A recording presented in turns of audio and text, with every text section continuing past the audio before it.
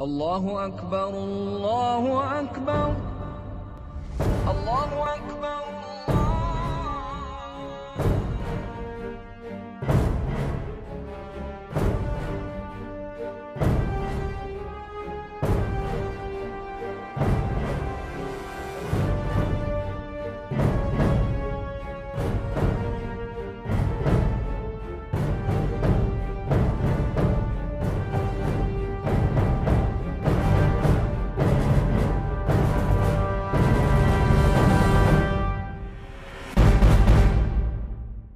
Hi and welcome to Worlds Apart, a program that is dedicated to speaking the truth in love. I'm your host, Rommel Hussain, and today we have with us Jay Smith, who will be speaking to us about ideologies that are worlds apart. Welcome to the show. Thank you. It's good to be here. Excellent. What I'd like to speak about today specifically is about the differences between Jesus and Muhammad. Now, how does a Muslim see Jesus? That's a great, the great thing about Jesus, I have Muslims who come up to me all the time and they say, you know, Mr. Smith, we love Jesus. And since we love Jesus, why is it you don't like Muhammad? And I said, that's the point. The point is, who doesn't love Jesus? Everybody loves Jesus. I mean, there's so much to say about Jesus. I don't know of anybody that does not love Jesus. Even Madonna loves Jesus. The demons are fearful of him. But certainly, Muslims have to love Jesus. He is one of the greatest of the prophets. He is second only to Muhammad in importance as far as they're concerned. They believe that he did come. They believe, if you look at the references, about 93 references to Jesus in the Quran. He's known as Isa. But even that word itself has got a problem, and we'll talk more about that.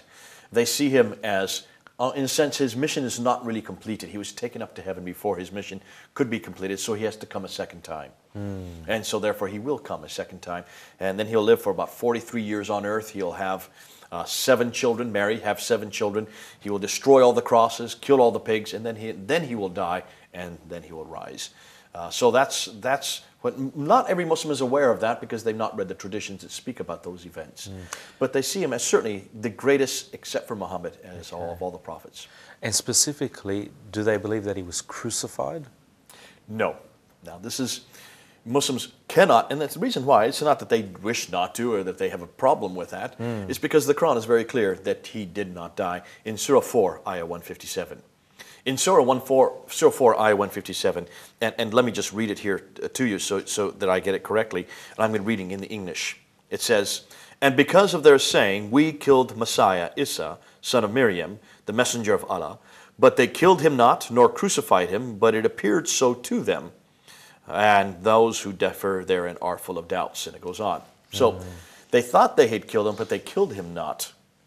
The image of Jesus was put on another man. So it's implying, it doesn't say specifically, but it's implying that that man died in his place. Now, that's Surah 4, 157. Muslims who read that verse are very clear that Jesus did not die. The problem is, obviously, there are some contradictions because then you go to Surah 19. If you look at Surah 19, Ayah 33, it's very clear that Jesus says of himself, "Blessed be me, the day I was born, the day I die, and the day I rise again."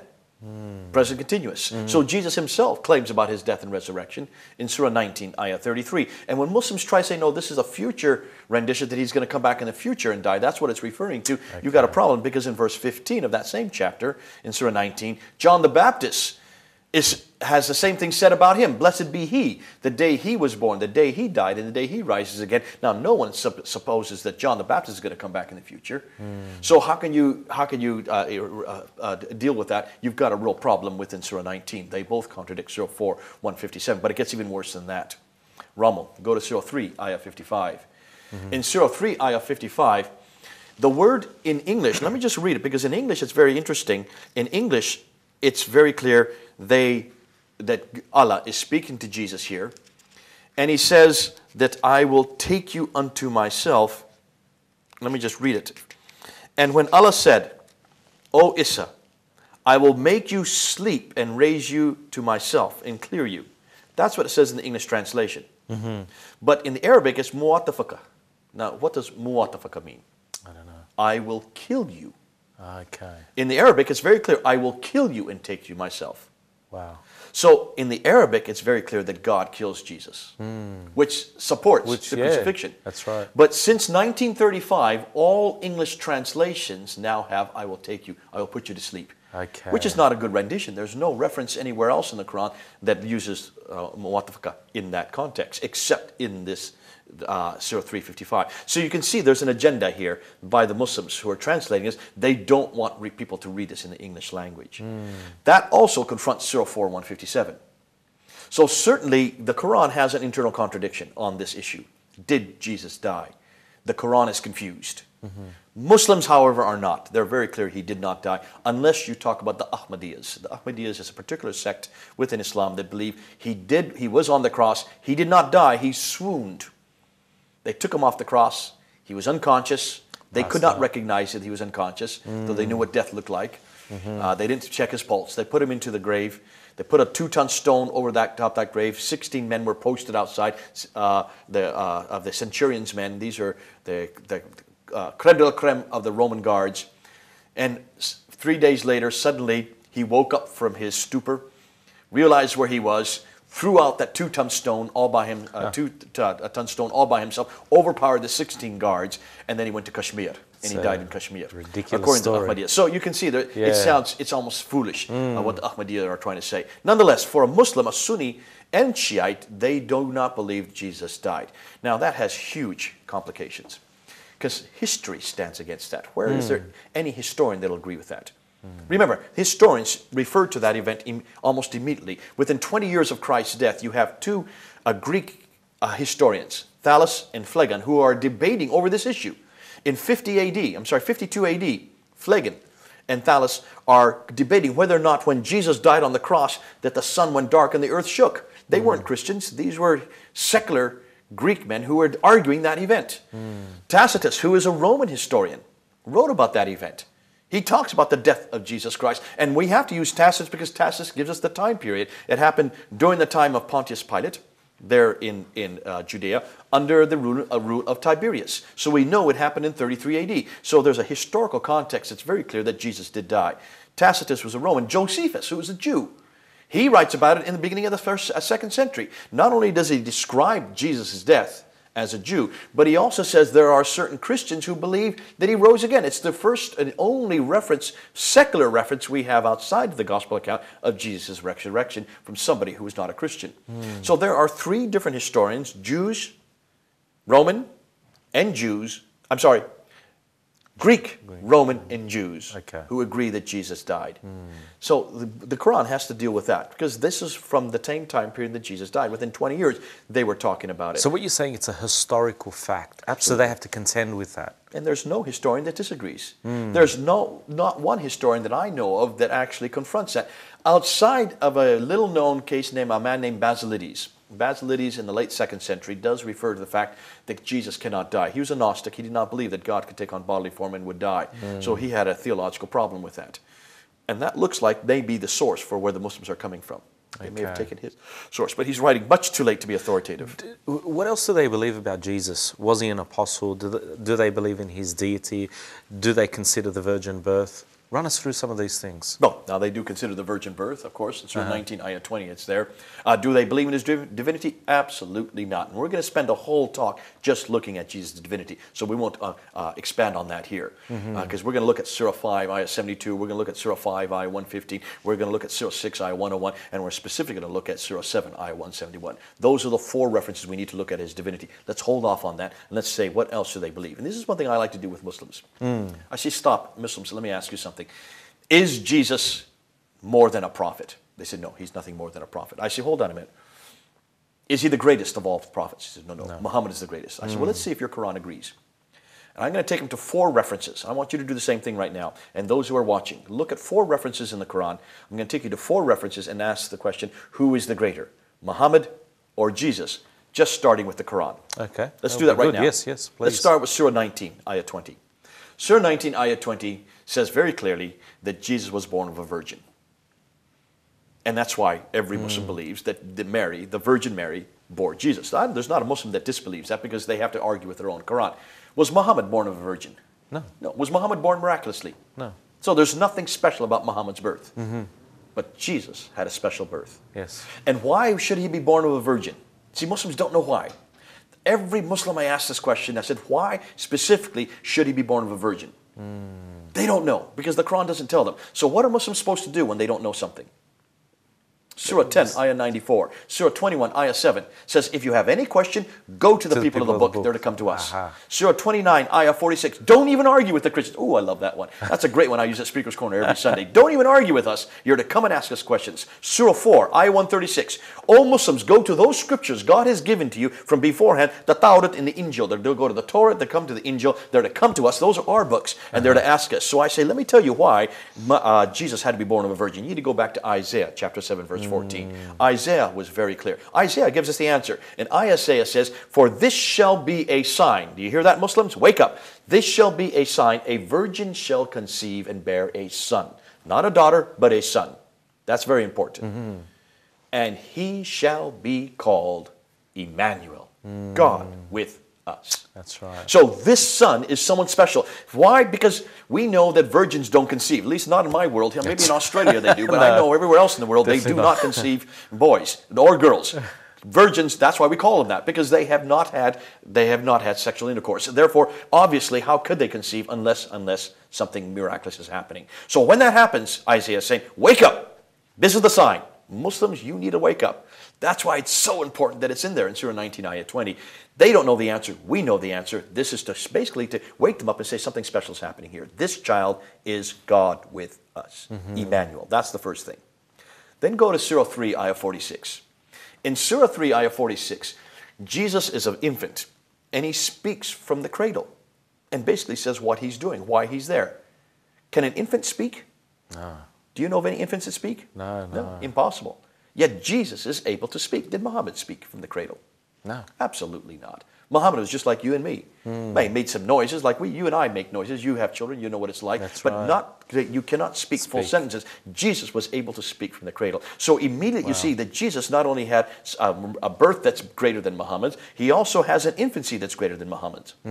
3 verses later, verse 49, chapter 3, verse 49, it says that Jesus as a child takes some clay, makes it into, fashions them into looking like birds, then he blows on them and they fly up into the air. Wow, gave it So life. he creates out of nothing. Could Muhammad do that? No. Absolutely not. It says right there, it says that he was able to give sight to the blind. Could Muhammad give sight to the blinds? No. It says that he was able to heal the sick. Could Muhammad heal the sick? No. And then it says he was able to resuscitate the dead. Wow. Could Muhammad resuscitate anybody? No. No, he usually killed them. Yeah, that's just right. the opposite. So here are 4 things that Jesus can do that Muhammad cannot in one verse. Creating out of nothing, giving sight to the blind, healing the sick, and basically resuscitating the dead. Could Muhammad do any of that? Absolutely not. In all categories, Jesus is greater, according to the Quran. Now, that's just 6 things I've shown you. I've got the best one coming next. And here's the real kicker. We started with Surah 19. We're going to end with Surah 19. Okay. Come to Surah 19, Ayah 19, verse 19. And look and see what the angel Gabriel says about Jesus to Mary, his mother. I'm going to give you a righteous son. He is the righteous prophet. Here's the question. What does righteous mean? Without sin. That's right. Sinless. Perfect. Holy. Because who can be sinless but God himself? So here is a reference in the Quran that puts Jesus uniquely from everybody else. There is nobody who is sinless but Jesus. Because in the Quran, it's very clear, every prophet sins. Did you know that? No. How about Muhammad? Did Muhammad sin? Yeah, he was a sinner. Yeah. Does it say so in the Quran? I'm not sure, actually. Actually, it does. 3 It does. times it says that he sins. Muslims have come back. They don't know how to answer this. I've asked this over and over again. Come on, Muslims. Did Muhammad sin? No, he did not sin. Does the Quran agree with it? Yes, it does. Can you show me a verse? Where does it say he was sinless? Nowhere. In fact, it says over and over again, Muhammad, you must ask forgiveness for your sin. You must ask forgiveness for your sin. Really? Muslims say, no, well, that happened before he was a prophet. So I say, go back to Surah 48, Ayah 2. Go back to Surah 48, Ayah 2. It's very clear. Muhammad says, oh, ask forgiveness for the sins you have done and the sins you are yet to do. Proving that even as a prophet, he continued to sin. Wow. Proving that even Muhammad was sinful, according to the Quran. They've got to argue with the Quran if they want to say he did any otherwise. But Jesus, according to Surah 19, Ayah 19, never sinned. So now let me ask you now, Rommel, you've heard now 7 things where Jesus is superior to Muhammad. In every category, Jesus is superior in his birth. He's superior in his infancy. He's superior when it comes to healing, when it comes to giving sight. He's superior when comparing to resuscitating dead and creating out of nothing. And he's superior in the fact that he is the only holy, sinless one. That's just with the Quran I'm using. Just with 4 verses, we've been able to prove that. But that's still not good enough. Why? How can that be not good enough? Because this Quran then spends the rest of its time denigrating his divinity. Okay. Because if he's all these things, what does that say about Jesus? Who can be righteous except God himself? Who can heal and give sight and basically just say with his own words, be, and then it becomes a bird. Now it says in the Quran, with Allah's power. And that's where I confront the Quran. Because the Bible is very clear. And this is where you need to come back to the Bible. That's why I won't stay with the Quran. That just shows me that Jesus is superior to Muhammad in the Quran. Absolutely. And I've never seen a Muslim that could show me other. They don't know what to do with those verses. They don't know what to do with Jesus. Because in every category that's important, he is superior to Muhammad. Proving that he is really the greatest prophet. But it still doesn't go far enough. You've got to come back to the Bible. Because the Bible is very clear that over and over again he claims divinity. Over and over again he claims worship. Over and over again he uses the 4 divine claims. The 4 divine claims. And we can go into that later on when the question comes up, where does Jesus ever say, I am God? We'll go into that at another talk. But that's why you need to come back to see the real claim for Jesus, and that is he is God himself. Thank God that we can say that. That's right. Thank God I don't have to go to this book to follow a man named Muhammad. Because even this book is very clear that Jesus is greater than Muhammad. Terrific stuff. See what happens when Muslims try to not only hear this, but how they respond to that. So then, how does a Muslim see Muhammad? Do they see him just simply as a prophet? Muhammad is a prophet. They would say he is the seal of prophets, which means he is the greatest of all the prophets. The difficulty with that is we've already shown very clearly that he's certainly not as good as Jesus.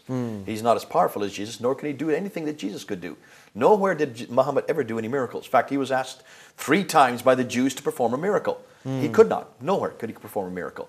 So how was he able to authenticate himself as a true prophet? Well, obviously, the question needs to be thrown to Muslims. Prove to me he's a prophet. Because every prophet must do 4 things, according to the Bible. The Bible is very clear that every prophet must fulfill 4 criteria to have the office of prophethood. The first criteria is very clear, that the prophet must be in the prophetic race. Every prophet comes through one line that God has chosen. And he chose that right at the time of Abraham. You can see that in Genesis chapter 17. Genesis 17, Abraham comes to God and says, what about my son Ishmael? Remember that? Yes. What did God reply? He says, I will bless Ishmael. He will have 12 sons. And from his sons they will multiply the earth. That's the only thing he ever says about Ishmael. Nowhere do we hear about Ishmael anywhere after that. He disappears off the scene. That's right. But what's the next verse say? But my covenant is with Isaac. I will bless Ishmael. He will have 12 sons, but my covenant is with Isaac. You can't get clearer than that. So it's obvious that as far as God was concerned, Isaac was different than Ishmael. If we have any doubt, look at chapter 22. In Genesis 22, God comes to Abraham not once, not twice, but 3 times. He comes to Abraham and he says, give me your one and unique son, Isaac. Your one and unique son, Isaac. Hold on a minute, Rommel.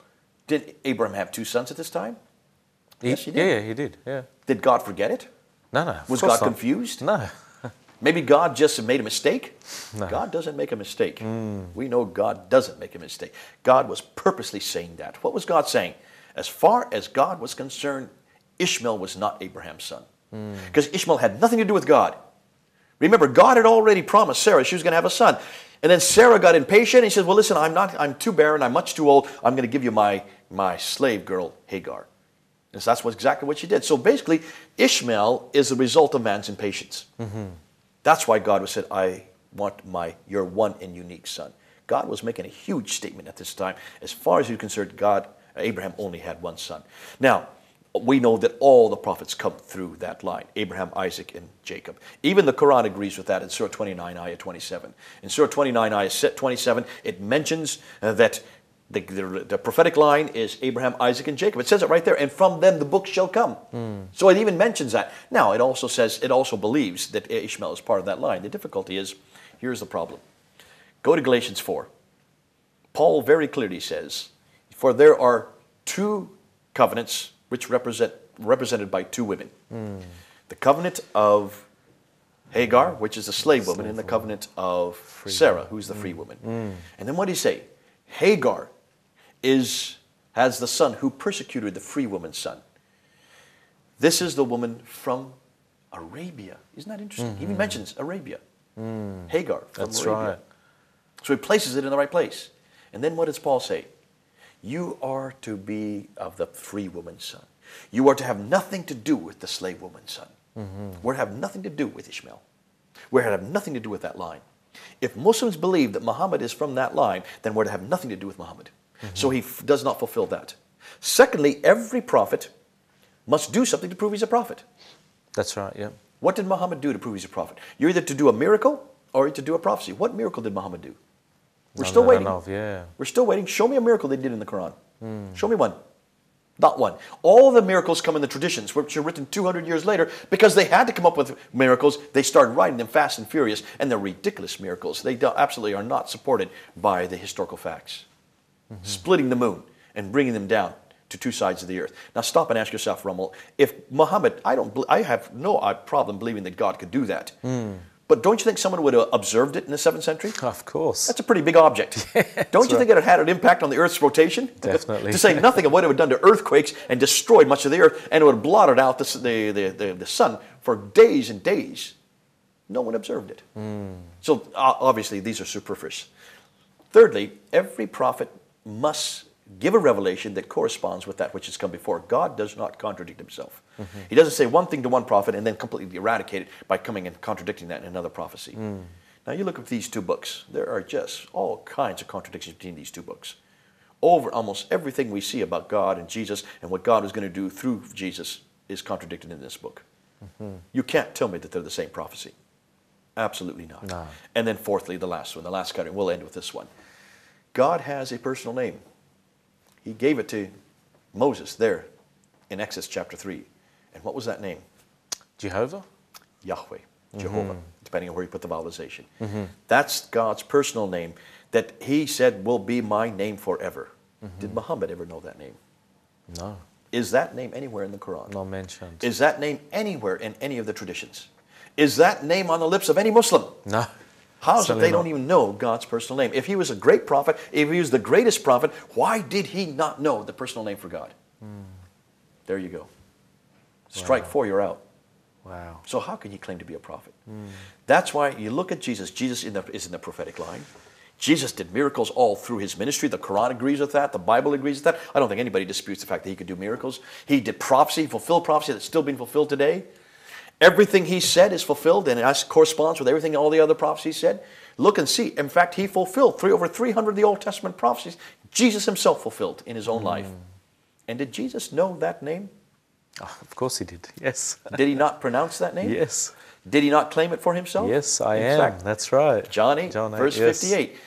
Before Abraham was Yahweh, I am. And look at the reaction of the Jews. They had to take up stones to stone because he was claiming to be God himself. He took on that name for himself. Thank God for Jesus. He fulfills every criteria that a prophet does. Muhammad is basically wipes out on all four. Come back to Jesus. Thank you very much, Jay. It's always a pleasure to have you come and share some of your insights with us. Listen, do you want me to? Let me just say one thing before we end. It's obvious that you can only find a bit of Jesus in this one. You've really got to come back to this book. Exactly. To find the real Jesus, the full Jesus, the divine God who becomes man. You've got to come back to this book. So I encourage every one of you Muslims to come. Don't just believe what the Quran says about Jesus. Come back and go from the authentic article. Come on home. Come back to Jesus. He's the man. He's the God who became man for you. I pray and hope that you found this episode to be informative. If you want to check out a few extra things, please look at the website that will pop up on the screen and you'll be able to research these things, check these things. But most importantly, go back to the Bible. If you're a Muslim, check it out, read it. Until then, we just pray that God will bless you. Thank you.